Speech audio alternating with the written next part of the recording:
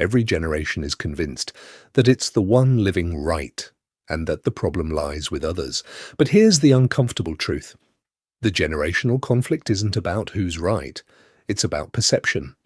And today, you'll understand why people older than you seem outdated, and younger people out of touch with reality. Psychology has long observed one thing: every generation sincerely believes itself to be more intelligent, more moral, and more right. This is called naive realism, the belief that you see the world objectively. Researcher Lee Ross described it this way: we believe that if someone disagrees with us, it means they're either uninformed or simply wrong.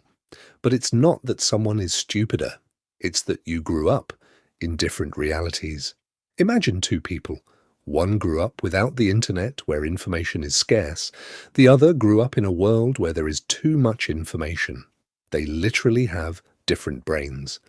Research in neuroplasticity shows the environment in which you grow up physically changes the structure of your thinking.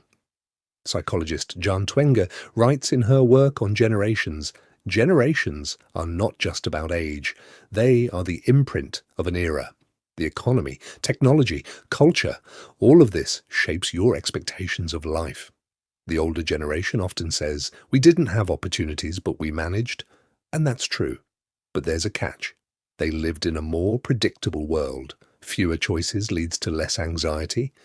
Today, you have hundreds of career options, dozens of ways to live, and endless comparisons on social media.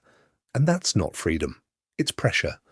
From the older generation's perspective, the new generation seems less resilient, more anxiety, more doubts, more searching for oneself.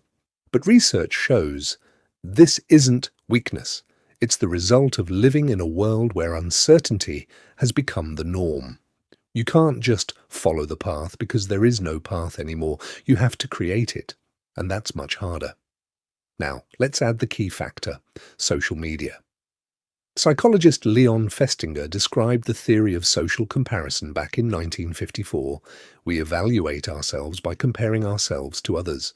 But he couldn't have imagined that one day you'd have access to millions of perfect lives right in your pocket. You compare your behind-the-scenes process to other people's best moments, and you lose. Again and again. So, who is right?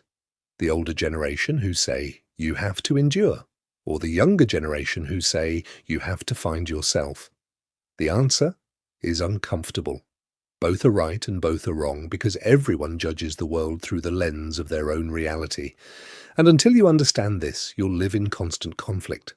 The fastest way to grow up is to stop trying to prove you're right and start understanding why the other person thinks differently, because it's not about generations.